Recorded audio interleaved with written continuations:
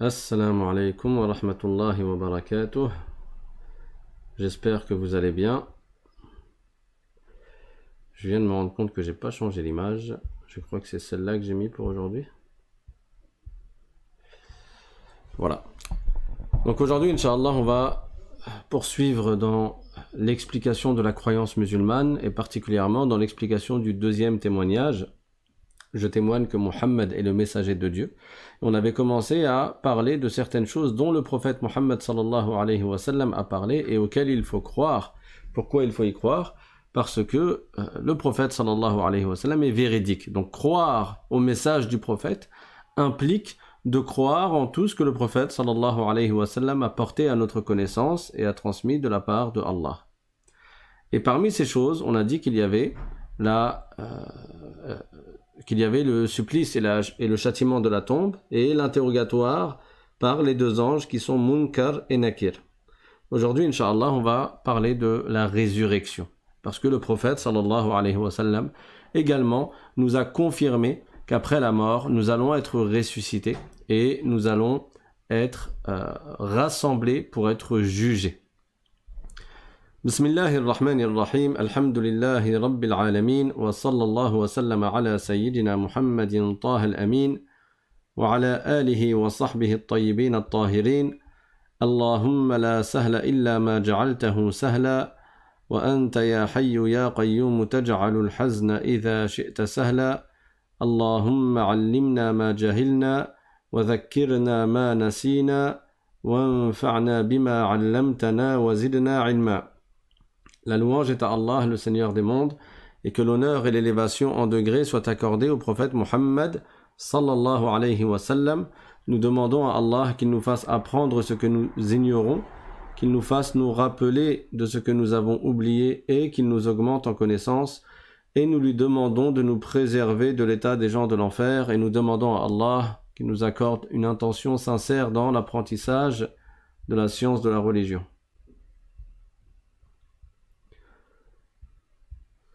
Donc, parmi les choses que le prophète sallallahu alayhi wa sallam a enseigné et en quoi il est obligatoire de croire fermement, il y a la résurrection. Il est un devoir de croire en la résurrection, qui est la sortie des morts de leur tombe après que leur corps a été reconstitué pour ceux dont le corps a été assimilé par la terre. Je vous avais déjà expliqué dans les cours précédents que ce ne sont pas tous les corps qui sont assimilés par la terre. Il y a des corps qui restent intacts et qu'Allah Ta'ala préserve même s'ils restent des années et des années dans leur tombe. Donc en effet, certains corps ne sont pas assimilés par la terre comme ceux des prophètes par exemple. Le prophète sallallahu alayhi wa sallam a dit dans un hadith إن الله حرم على الأرض أن تأكل أجساد الأنبياء. C'est-à-dire, Allah a interdit à la terre d'assimiler les corps des prophètes. Et c'est un hadith qui est rapporté par Abu Daoud. Également, Shuhada al-Ma'raka, donc les martyrs, une catégorie de martyrs, ne seront pas consommés par la terre, assimilés par la terre. Et également, certains vertueux. Comment on sait que certains vertueux, des grands saints, des grands awliya, ils ne sont pas assimilés par la terre? Tout simplement parce que cela a été vu. Il y a des vertueux dont la tombe a été ouverte des centaines d'années après leur mort et les gens ont vu leur corps qui était complètement intact. Et parmi eux, un savant qui est très connu qui s'appelle le Hafiz Abu Amr ibn Salah. 800 ans après sa mort environ, plus de 700 ans après sa mort, sa tombe a été ouverte et ils ont trouvé son corps intact. Et ça, c'est un exemple parmi d'autres. Dans beaucoup de pays musulmans, là où il y a des cimetières dans lesquels ont été enterrés des awliya, des salihin, des ulama, des savants, il est arrivé que des tombes soient ouvertes pour une raison ou une autre, soit à cause d'un glissement de terrain, la terre elle a glissé et donc certaines tombes ont été découvertes, ou pour d'autres raisons, et les corps ont été vus intacts des centaines d'années après la mort de ces personnes-là. Donc Allah Ta'ala accorde cela à qui il veut. Et parmi ceux pour qui le corps n'est pas assimilé par la terre, il y a évidemment les prophètes. Donc c'est un devoir de croire que Allah Ta'ala ressuscitera les corps, ressuscitera les morts, et ce sera le début du jour dernier. Même si on n'a pas encore vu cela, on doit y croire. Pourquoi? Parce que le prophète sallallahu alayhi wa sallam est véridique et parce que c'est cité dans le Coran.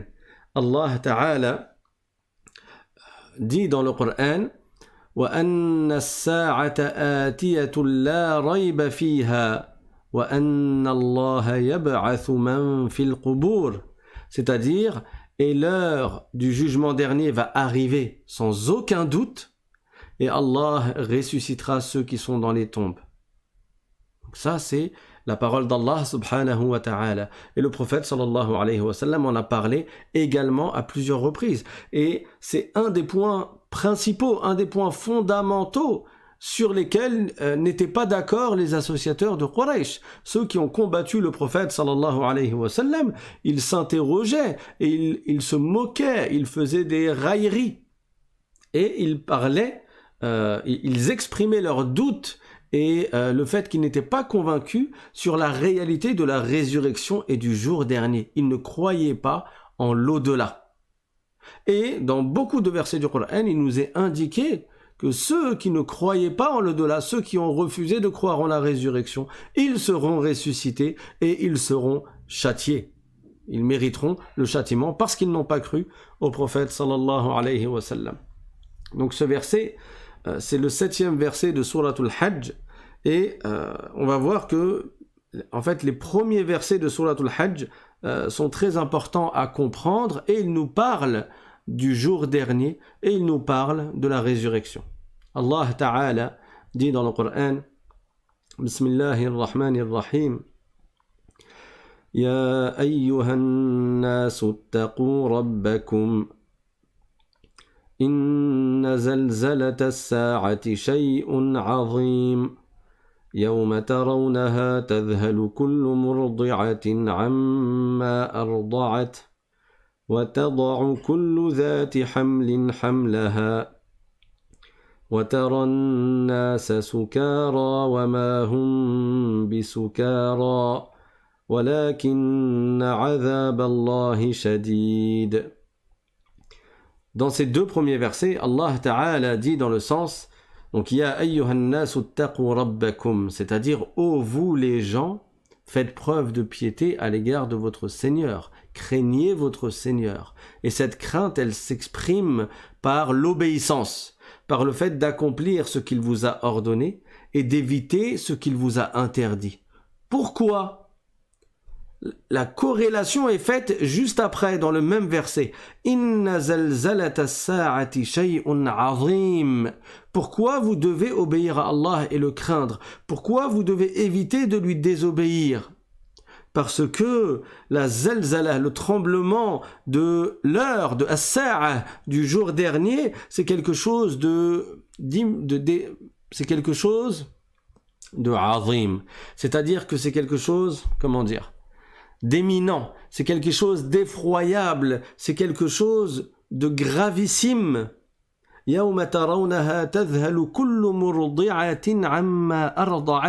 jour-là, au jour dernier, tellement il y aura des choses effrayantes, tellement les manifestations de la toute-puissance d'Allah et du châtiment d'Allah seront visibles et elles auront lieu, que si des femmes avaient allaité, et c'est une image, mais si des femmes étaient en train d'allaiter, l'effroi de ce jour-là, la peur de ce qui arrive ce jour-là fait que la femme, la mère, elle ne s'occupe plus, elle est distraite par rapport à son enfant. Elle ne fait même plus, elle retire son enfant de son sein, elle ne s'occupe plus de son bébé qu'elle allaite. C'est une image, ça ne veut pas dire qu'au jour dernier, il y a des femmes qui vont être ressuscitées en train d'allaiter leur bébé. Ce qui est visé, c'est l'insistance sur la gravité des événements qui auront lieu au jour dernier, de la punition d'Allah pour ceux qui ont désobéi à Allah Ce jour-là, à partir de la résurrection, des choses vont avoir lieu, elles seront tellement effroyables que si une femme avait allaité, si une femme était en train d'allaiter, alors elle délaisserait celui qu'elle allaite. Et si une femme était enceinte, alors elle aurait fait une fausse couche. Au jour dernier, tu verras les gens, ils sont comme ivres, alors qu'ils ne sont pas ivres. Mais alors pourquoi ils sont comme ivres? Pourquoi ils marchent et ils titubent comme s'ils étaient ivres? Parce que le châtiment d'Allah est immense. Le châtiment d'Allah est immense. وَمِنَ النَّاسِ مَن يُجَادِلُ فِي اللَّهِ بِغَيْرِ عِلْمٍ وَمِنَ النَّاسِ مَن يُجَادِلُ فِي اللَّهِ بِغَيْرِ عِلْمٍ وَيَتَّبِعُ كُلَّ شَيْطَانٍ مَرِيدٍ كتب عليه أنه من تولاه فأنه يضله ويهديه إلى عذاب السعير. Dans ces deux versets, le verset 3 et 4 de Sourate Al-Hajj, Allah Ta'ala nous informe que parmi les gens, il y en a qui débattent, qui osent la confrontation au sujet de ce que le prophète sallallahu alayhi wa sallam a transmis de la part d'Allah. Il débat, il n'est pas d'accord, bi ghayri ilm, alors qu'il n'a pas de connaissance, alors qu'il n'a pas la science. Wa yattabi'u kulla shaytanin marid. Et ces gens-là, ils suivent le shaytan, ils suivent tous les shayatines. كتب عليه أنه من تولاه فأنه يضله ويهديه إلى عذاب السعير. Et Allah Ta'ala a prescrit, Allah Ta'ala a décrété que celui qui suit le shaytan, alors il va être égalé, il va être égaré. Il sera égaré et il ne sera emmené que vers le châtiment, vers l'enfer. Donc il ne faut pas suivre le shaitan, mais il faut suivre la voie du prophète Muhammad sallallahu alayhi wa sallam. Ensuite, dans le 5e verset, qui fait une demi-page, Allah Ta'ala dit يا أيها الناس إن كنتم في ريب من البعث فإنا خلقناكم من تراب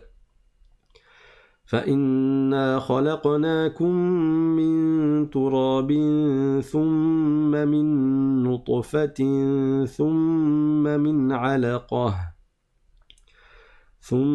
من علقة ثم من مضغة مخلقة وغير مخلقة لنبين لكم ونقر في الأرحام ما نشاء إلى أجل مسمى ثم نخرجكم طفلا ثم لتبلغوا أشدكم ومنكم من يتوفى ومنكم من يرد إلى أرذل العمر لكي لا يعلم من بعد علم شيئا وترى الأرض هامدة فإذا أنزلنا عليها الماء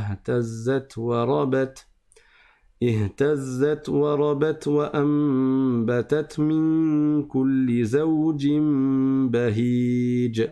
Ce verset est magnifique et il exprime les preuves où il y a dans ce verset les preuves de la toute-puissance d'Allah et de sa capacité à nous créer et donc à nous ressusciter. Tout comme il nous a créés une première fois et ça n'était pas difficile pour lui, il n'est pas difficile pour Allah de nous faire revenir à la vie après la mort. Parce que c'est en ce point-là que les associateurs de Quraysh émettaient un doute. Ils avaient beaucoup d'orgueil, mais ils disaient comment ça on va être ressuscité, c'est pas possible, quand on devient de la terre, quand on devient de la poussière, comment veux-tu qu'on redevienne des êtres humains avec notre corps, nos os, notre chair, notre cœur, etc. La réponse, elle est dans beaucoup de versets, parmi lesquels celui-là. Donc, un instant.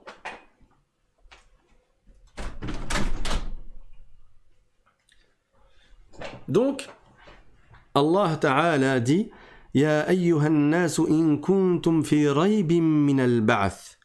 Ô vous les gens, si vous doutez de la réalité de la résurrection, si vous émettez un doute, vous avez un doute quant à la résurrection, et bien sûr, celui qui doute de cela, en réalité, il doute de la véracité du prophète Muhammad sallallahu alayhi wa sallam, et celui-là n'est pas croyant.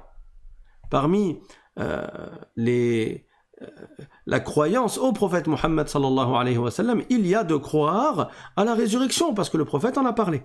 Donc, Allah dit dans le sens, ô vous les gens, si vous doutez au sujet de la résurrection, فَإِنَّا خَلَقْنَاكُم مِّن تُرَابٍ.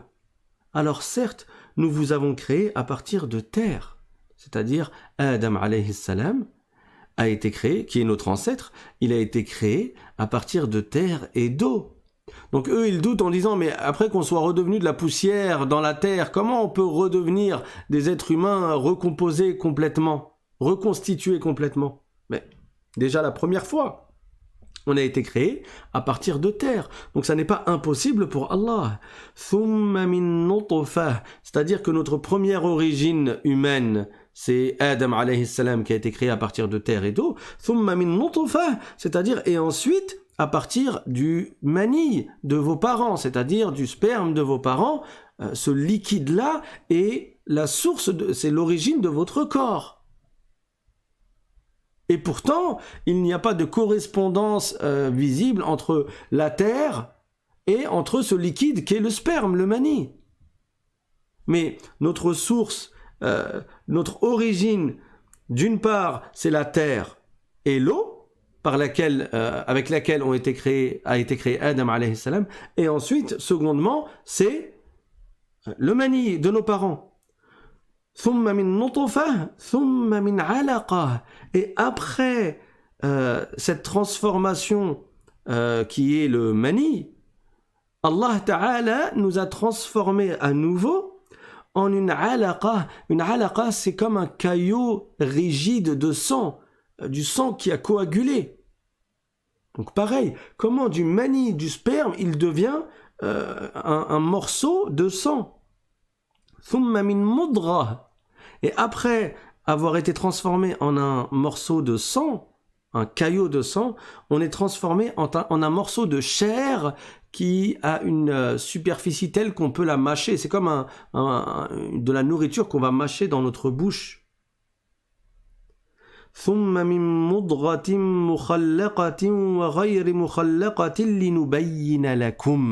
Et donc, ce cheminement-là est une preuve en soi de la toute-puissance d'Allah Ta'ala à nous créer à partir de rien du tout.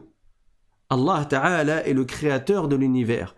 Il nous a créés, au début on n'était rien, et après on était un mélange de deux manies, ensuite on était du sang coagulé, ensuite on était comme un morceau de chair, et à la fin on devient un bébé, et après on devient des adultes. Allah, qui a la puissance de nous créer et de faire de nous ce que nous sommes, suivant ces étapes-là, n'est-il pas tout-puissant et capable de nous ressusciter? Bien sûr que si, donc il n'y a pas de doute à ce sujet. وَنُقِرُّ فِي الْأَرْحَامِ مَا نَشَاءُ إِلَى أَجَلٍ مُّسَمًّى. Dans la suite du verset, Allah Ta'ala dit dans le sens « Et nous stabilisons, nous maintenons dans les utérus des mères ce que nous voulons. » C'est-à-dire ceux pour qui Allah a voulu qu'il y ait fausse couche et que donc le bébé ne sorte pas au final après 9 mois, ces gens-là, ces fœtus-là ne grandiront pas. Et les autres, ceux pour qui Allah a voulu maintenir et stabiliser et préserver dans le corps de leur mère, ils deviennent par la suite des adultes. Ils deviennent par la suite des bébés. Puis nous vous faisons sortir du ventre de vos mères en étant des bébés. Et ensuite nous faisons Le nous ici, c'est un nous de majesté. Il s'agit d'Allah, il n'y a pas plusieurs créateurs. Donc, thumma litablughu ashuddakum, et ainsi jusqu'à ce que vous atteigniez la force de l'âge, jusqu'à ce que vous atteigniez cet âge dans lequel vous avez pleinement votre raison et vous avez toute votre force. Wa minkum man yutawaffa وَمِنْكُمْ مَنْ يُرَدُّ إِلَى أَرْذَلِ الْعُمُرِ لِكَيْ لَا يَعْلَمَ مِنْ بَعْدِ عِلْمٍ شَيْئًا. Et parmi vous, il y a ceux que nous faisons mourir, c'est-à-dire plus tôt que d'autres. Certains vont mourir avant même d'atteindre cet âge où ils ont leur pleine force. D'autres, ils meurent à cet âge-là. Et dans la suite du verset, وَمِنْكُمْ مَنْ يُرَدُّ إِلَى أَرْذَلِ الْعُمُرِ, c'est-à-dire, et certains parmi vous, vous allez continuer à vivre. Allah fait que vous continuiez à vivre jusqu'à atteindre cet âge avancé dans lequel vous redevenez faible. لِكَيْ لَا يَعْلَمَ مِنْ بَعْدِ عِلْمٍ شَيْئًا, au point que la personne qui est très âgée, elle se met à ne plus savoir après avoir su. Elle se met à oublier des choses, alors que lorsqu'elle était plus jeune, elle les savait. Tout ceci est dans le Coran. Comment une personne peut-elle douter de la véracité du prophète Muhammad sallallahu alayhi wa sallam à notre époque dans laquelle tous les progrès dans la science et dans la biologie et la médecine nous permettent de confirmer ces différentes étapes qui sont décrites dans le Coran qui a été révélé au prophète Muhammad sallallahu alayhi wa sallam il y a plus de 1400 ans. Comment douter? Il n'y a aucun doute sur la véracité du prophète sallallahu alayhi wa sallam. Et là, toujours dans le même verset, Allah Ta'ala nous donne un autre exemple qui prouve qu'il est capable de nous ressusciter. Parce qu'on parle bien aujourd'hui de la résurrection, qui est la sortie des morts de leur tombe après que leur corps a été reconstitué, dans le cas où le corps a été décomposé. Et donc, وَتَرَى الْأَرْضَ هَامِدَةً فَإِذَا أَنزَلْنَا عَلَيْهَا الْمَاءَ اهْتَزَّتْ وَرَبَتْ وَأَنْبَتَتْ مِنْ كُلِّ زَوْجٍ بَهِيجٍ. Donc, autre exemple. Premier exemple, c'était votre création à vous, votre première création. Deuxième exemple, la terre qui est sèche. وَتَرَى الْأَرْضَ هَامِدَةً. Tu vois la terre qui est complètement sèche, asséchée, desséchée. Il n'y a pas d'herbe dessus, il n'y a rien, elle est morte, la terre. فَإِذَا أَنزَلْنَا عَلَيْهَا الْمَاءَ. Et lorsque nous faisons tomber la pluie sur elle, اهتزت وربت وأنبتت من كل زوج بهيج. Tu vois cette terre qui se transforme, qui se modifie et qui fait pousser toute cette végétation qui est belle à voir. Ça aussi, c'est une preuve qu'Allah Ta'ala est tout puissant et qu'il n'est pas incapable à nous ressusciter. ذلك بأن الله هو الحق وأنه يحيي الموتى وأنه على كل شيء قدير وأن الساعة آتية لا ريب فيها وأن الله يبعث من في القبور. C'est-à-dire, dans ces deux versets, le numéro 6 et le numéro 7 de Surat al-Hajj, Allah dit ذَلِكَ بِأَنَّ اللَّهَ هُوَ الْحَقِّ. Donc tout ce qui a été dit précédemment, comment cela est-ce possible? Ou tout ceci, comment se fait-ce? Tout ceci parce que Allah, il existe. Il n'y a absolument aucun doute au sujet de l'existence d'Allah. Il n'y a pas de doute. Tout ceci est une preuve de l'existence d'Allah et qu'il a créé toute chose et qu'il est tout puissant sur toute chose. وَأَنَّهُ يُحْيِي الْمَوْتَى. Et Allah Ta'ala, il fait vivre ceux qui sont morts. Il fait revivre ceux qui sont morts. Il nous ressuscitera. وَأَنَّهُ عَلَى كُلِّ شَيْءٍ قَدِيرٌ. Et Allah est sur toute chose tout puissant. وَأَنَّ السَّاعَةَ آتِيَةٌ لَا رَيْبَ فِيهَا. Et c'est cette partie du verset que je vous ai mis là. C'est ce verset qui est le numéro 7. وَأَنَّ السَّاعَةَ آتِيَةٌ لَا رَيْبَ فِيهَا. Et que l'heure, l'heure du jugement dernier, elle arrive, il n'y a aucun doute à son sujet. وَأَنَّ اللَّهَ يَبْعَثُ مَنْ فِي الْقُبُورِ. Et Allah ressuscitera ceux qui sont dans les tombes.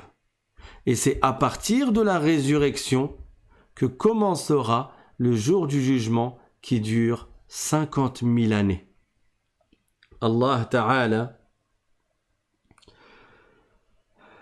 dit dans le Coran اقترب للناس حسابهم وهم في غفلة معرضون. C'est-à-dire que le jour où les gens seront interrogés, le jour où les gens devront rendre des comptes, le jour de l'exposition des actes, il approche. Il approche. Ce verset a été révélé au prophète, sallallahu alayhi wa sallam, comme j'ai déjà dit, il y a plus de 1400 ans.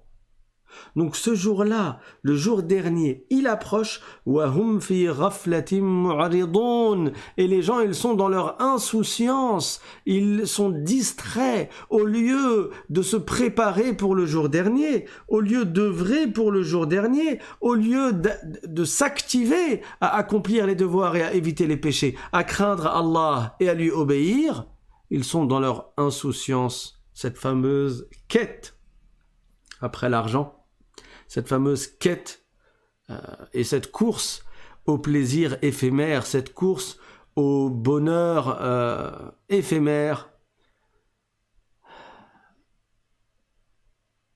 Et voilà, je cherchais un autre adjectif, mais je ne l'ai pas trouvé.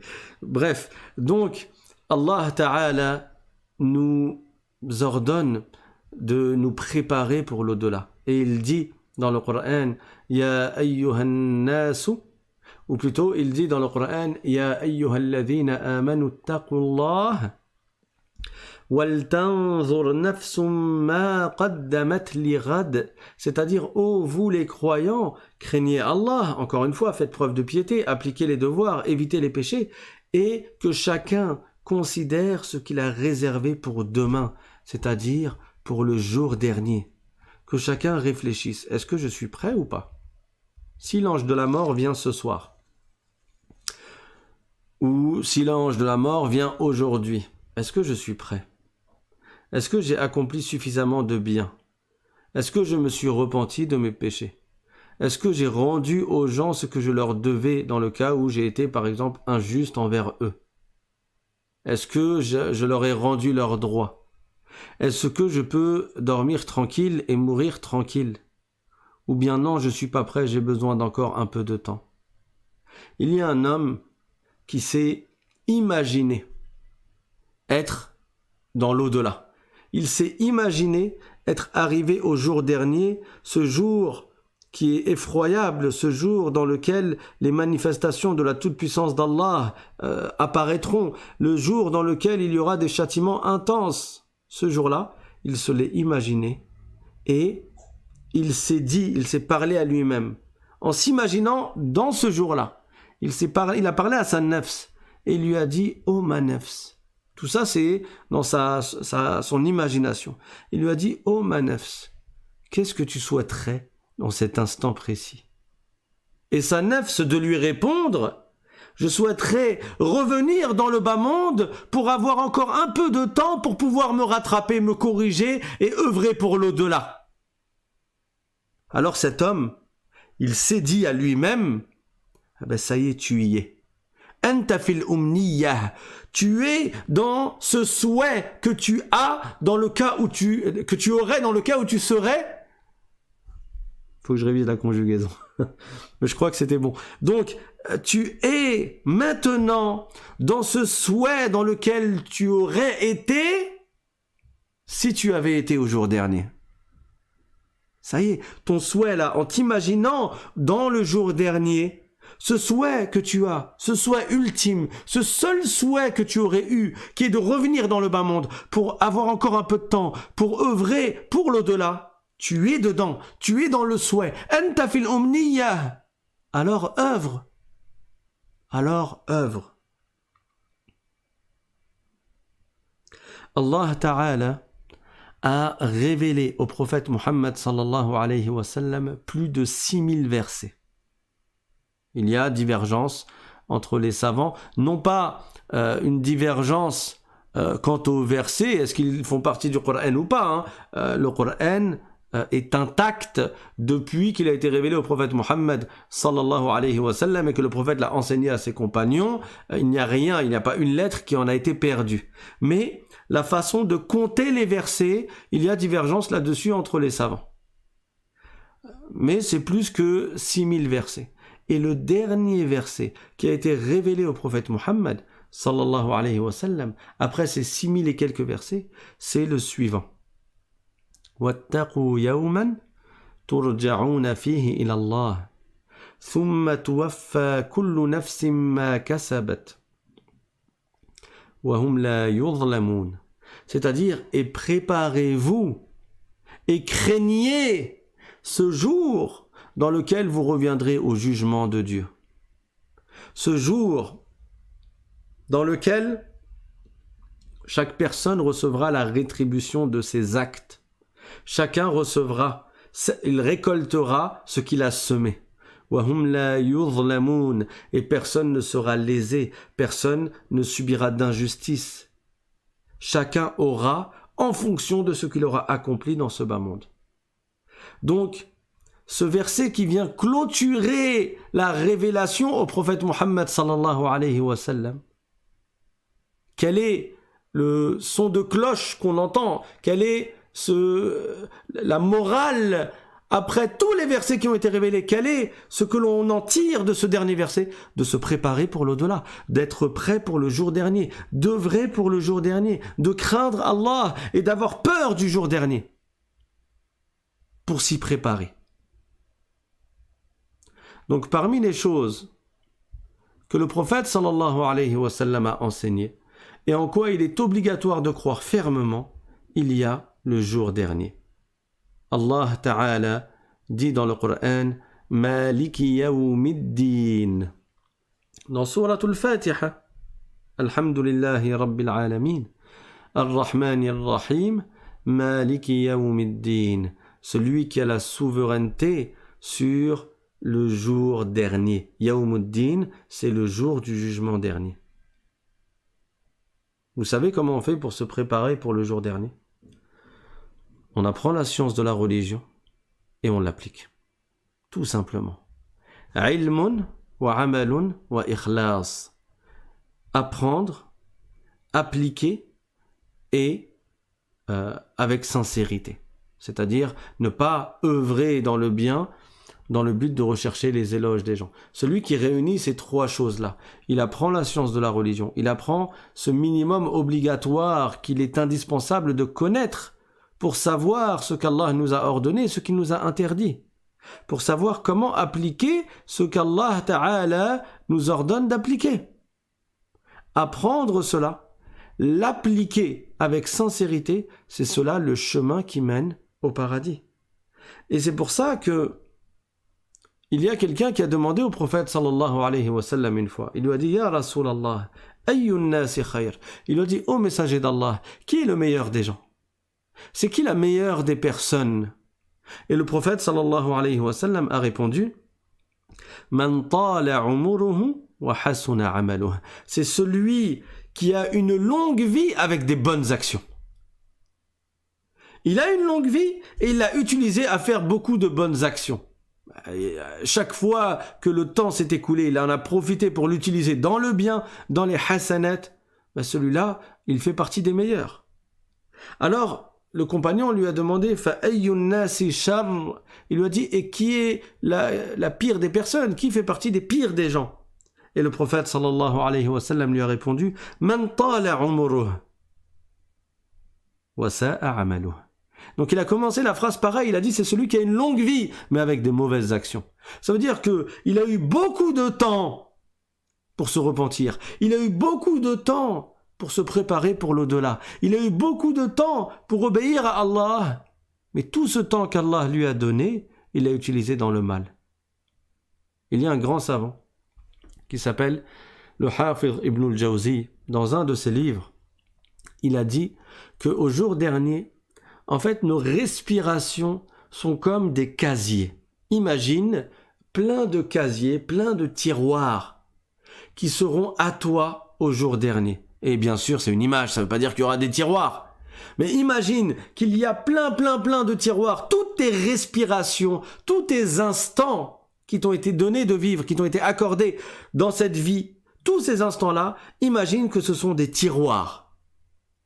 Est-ce que tu voudrais, dans l'au-delà, ouvrir ces tiroirs et les trouver vides ? Chacun de ces tiroirs, c'est un instant qui s'est écoulé de ta vie. C'est une respiration. Est-ce que tu l'as utilisé dans le bien ou est-ce que tu l'as laissé passer ? C'est ça, le plus grand capital que tu as. C'est le temps. Et ce temps-là, tu dois l'utiliser dans le bien. Et plus il s'écoule de ce temps sans que tu l'aies utilisé dans le bien, plus tu regretteras au jour dernier. Parce que chaque casier, autrement dit, chaque instant que tu n'as pas utilisé dans le bien, chaque casier que tu ouvriras dans l'au-delà, dans lequel tu ne verras pas de trésor, tu ne verras pas de hasanat, ce sera pour toi une source de tristesse, ce sera pour toi une source de regret. Bien sûr, les vertueux ne seront pas tristes dans l'au-delà. Allah dit dans le Coran, Ala inna awliya Allah la khawfun alayhim wa la hum yahzanun. C'est-à-dire que les vertueux, ils n'auront pas de crainte ni de tristesse à avoir dans l'au-delà. Mais la personne qui aura laissé passer du temps sans l'utiliser dans le bien, au jour dernier, elle se dira si seulement je l'avais utilisé dans ce qui m'est profitable pour le jour dernier, dans ce qui m'est profitable pour l'au-delà.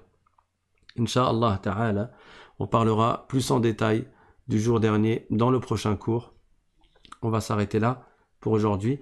Je vais laisser place aux questions. Et je rappelle, pour ceux parmi vous qui êtes nouveaux, que vous pouvez vous inscrire pour recevoir les liens des cours quelques minutes avant chaque cours. Il suffit d'envoyer un mail à l'islam sans apostrophe .simplement@gmail.com l'islam.simplement@gmail.com. Je vais terminer quand même, en attendant les questions, par la parole d'un savant. Une fois, il y avait un savant qui avait 2 élèves auprès de lui. Et ces 2 élèves discutaient. Ils étaient là, ils étaient à son service, mais ils attendaient, ils étaient assis, ils discutaient. Ce savant, il a appelé l'un des 2 et il lui a dit « Compte en 1 minute combien de fois es-tu capable de dire La ilaha illallah » Alors, ce garçon-là, il s'est dit « Ok, mon cheikh, il me demande de compter, je veux faire ce qu'il dit. » Et donc, il a compté. Pendant 1 minute, il disait « La ilaha illallah » et il regardait sa montre. « La ilaha illallah, la ilaha illallah, la ilaha illallah » Et il comptait. Et à la fin, il a dit le nombre à son cheikh, à ce savant. Et ce savant, ça y est, il s'est arrêté là. Il n'a pas demandé autre chose après. C'était pour lui indiquer d'utiliser son temps à bon escient et de profiter de chaque instant. Ça veut dire, je vous vois depuis tout à l'heure, toi et ton ami, vous ne faites que parler, vous discutez. Profitez de votre temps, faites du dhikr. Combien de fois tu peux dire La ilaha illallah dans 1 minute ? Avis à tous ceux qui regardent des films et ceux qui regardent des séries. Et les séries, c'est pire que les films des fois, parce qu'un film, ça dure 1h30, 2 heures. Une série, la personne, elle dort pas de la nuit. Et donc, combien de fois elle peut dire La ilaha illallah, Subhanallah, Alhamdulillah, La ilaha illallah, Allahu Akbar, La hawla wa la quwwata illa billah. Combien de fois elle peut faire des prières ? La prière la nuit est une source de lumière dans la tombe. La prière la nuit, ça permet à ce que la personne, sa tombe, soit illuminée. Mais les gens, pour faire la prière la nuit, ils sont fatigués. Mais pour rester à regarder Netflix la nuit, ils ne sont pas fatigués. Parfois même, il est en plein milieu d'une série, il est trop fatigué, il va se rincer le visage pour terminer sa série, tellement il est accroché. Parce qu'il veut rester éveillé. Et pour la prière, non, il est fatigué. Donc je vais regarder les questions. Et je rappelle aussi que vous pouvez vous abonner et activer la cloche avec toutes les notifications. Alors pour ceux qui avaient une image qui était floue, vous pouvez régler la qualité de l'image premièrement, et deuxièmement, vous pouvez réécouter le cours dans la rediffusion, dans la chaîne L'Islam Simplement. Vous allez dans la rubrique vidéo et vous avez tous les derniers lives, et vous verrez le texte, normalement il ne sera pas flou. Et sinon vous l'avez dans la description de la vidéo. Alors 6236 versets, comme le dit Damien, c'est un avis des savants, c'est un des plus connus. Il y en a qui ont dit 6219, 6217, mais ça tourne autour de ça. Alors quelqu'un demande, on peut télécharger votre support? Oui, tu peux le télécharger, il est disponible dans la description de la vidéo. Pour accéder à la description, tu cliques sur la flèche qui est à côté du titre de la vidéo.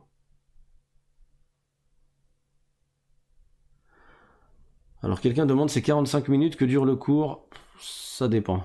Alors on s'était fixé pendant le Ramadan dernier de faire des cours de 45 minutes, mais j'avoue ces derniers temps, j'ai souvent dépassé l'heure. Et aujourd'hui, on a fait un peu moins court. Un peu plus court. Alors, quelqu'un demande comment apaiser sa grande tristesse. Tu dis la hawla wa la quwwata illa billah toute la journée. Tu le dis des centaines et des centaines de fois par jour, ou si tu as le temps, même des milliers de fois par jour. La hawla wa la quwwata illa billah. Le prophète sallallahu alayhi wa sallam a dit au sujet de cette parole, tanfa'u li tis'ina da'an aqalluha al-ham. C'est-à-dire que ça enlève, c'est utile contre 90 mots, M-A-U-X, et le plus petit de ces mots, c'est le tourment, le souci. Donc, Inch'Allah, que ça apaise ton cœur. Et Allah dit dans le Coran, Ala bi dhikrillahi tatma'innul qulub, c'est-à-dire par le dhikr, en faisant du dhikr, ton cœur est apaisé. Le cœur, il devient serein. Quelqu'un demande, est-ce que je peux mettre un coussin sous mon tapis de prière pour soulager la douleur au genou pendant la prosternation? Oui, tu peux. Quelqu'un demande qu'est-ce que les jours blancs? Alors, certains savants ont parlé du caractère recommandé de jeûner 3 jours par mois que l'on appelle les jours blancs. Ce sont les jours qui correspondent à la période dans laquelle la nuit, la lune est pleine. C'est la pleine lune. Donc le 13, 14 et 15.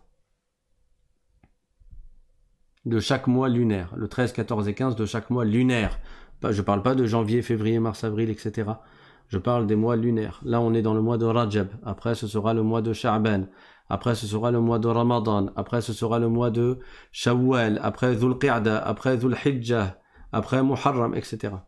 Donc, les mois lunaires, le 13, 14 et 15, ce sont les jours blancs. Et dans le madhab shafi'ite, par exemple, il est recommandé, c'est sunnah de jeûner les jours blancs. Alors, la question de anonyme, Allah Ta'ala n'est pas concerné par les émotions ni par les sentiments. Quand on dit Allah Ta'ala yuhibbu fulanan, dans la langue arabe, le terme yuhibbu ici, il vise qu'Allah Ta'ala agrée cette personne. C'est-à-dire qu'Allah a voulu pour cette personne le bien, c'est-à-dire la félicité dans l'au-delà. Et quand on dit Allah Ta'ala la yuhibbu fulanan, ça veut dire qu'Allah ne l'agrée pas. En d'autres termes, Allah a voulu pour lui le châtiment. Allah a voulu pour lui le châtiment. Mais Allah n'est pas concerné par les sentiments et les émotions. Parce que ce sont des attributs qui sont propres aux créatures. Quelqu'un demande quel livre offrir à un athée pour lui faire comprendre l'islam. Tu lui offres le lien de la chaîne L'Islam Simplement.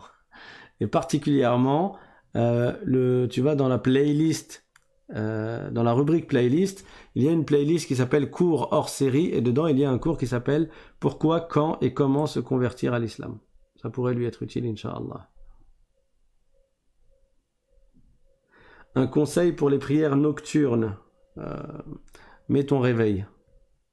Tu mets ton réveil avant le subh, 1 heure avant le subh, et tu te lèves, tu fais tes ablutions.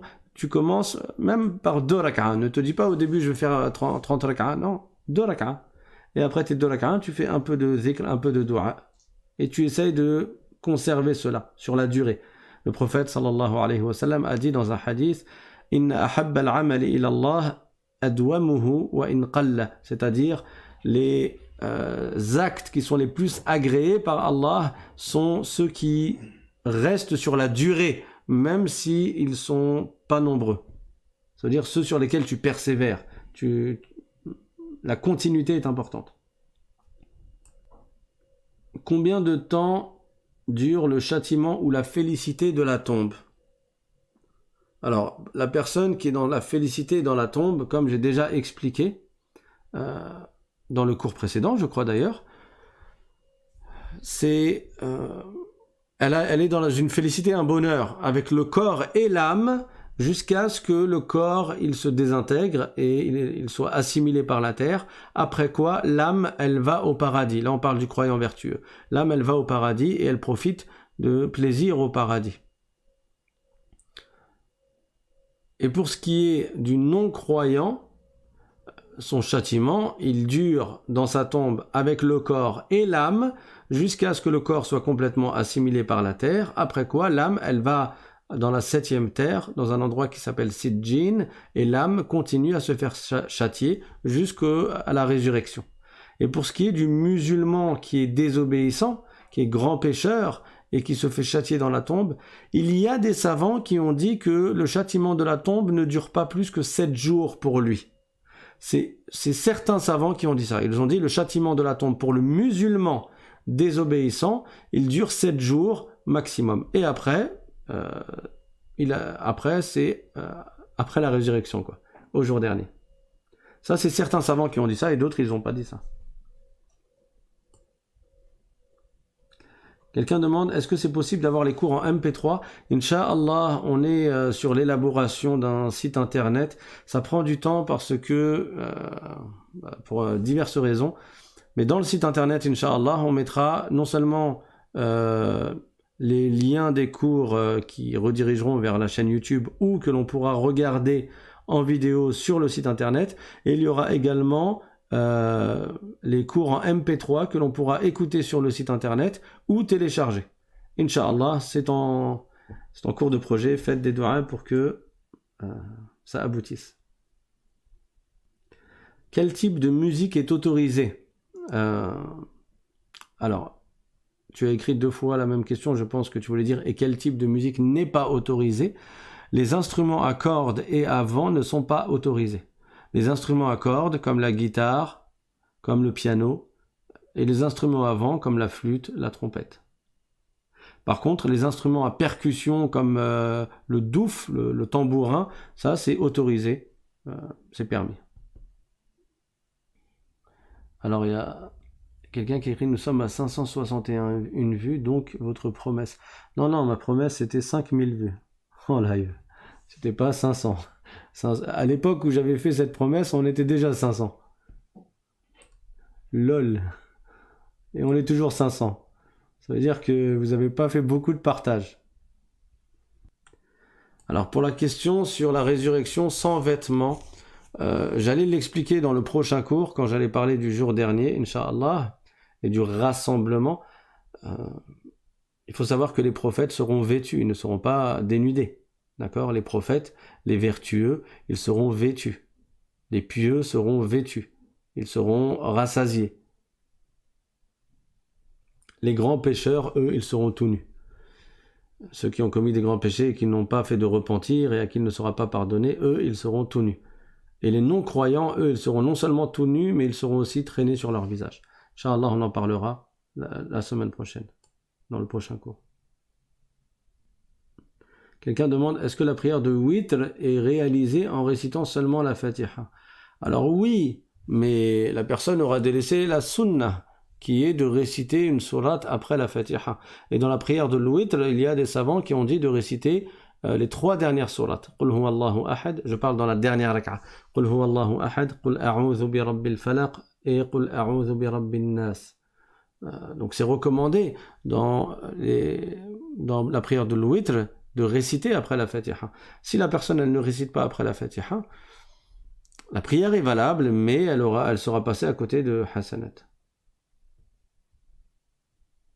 Quelqu'un demande quand allons-nous pouvoir retrouver ce live sur la playlist? Tout de suite, hein. Il est automatiquement dans la playlist. Soit tu vas dans la rubrique vidéo et du coup ça met toutes les vidéos récentes, c'est dans l'ordre chronologique. Soit tu vas dans la rubrique playlist et là ce cours-là il est dans la playlist qui s'appelle la croyance musulmane. Voilà, barakallahu fikum. On va s'arrêter là pour aujourd'hui, incha'Allah, et n'oubliez pas de partager les liens de ces cours à vos proches et de leur dire de s'abonner et d'activer la cloche avec toutes les notifications pour qu'ils puissent profiter de ces cours bi'idhnillahi ta'ala. Wa akhiru da'wana anil hamdulillahi rabbil alamin wa sallallahu wa sallama ala sayyidina Muhammad wa ala alihi wa sahbihi at-tayyibin at-tahirin. Subhana rabbika rabbil izzati amma yasifun wa salamun ala al-mursalin walhamdulillahi rabbil alamin. Wassalamu alaykum wa rahmatullahi wa barakatuh.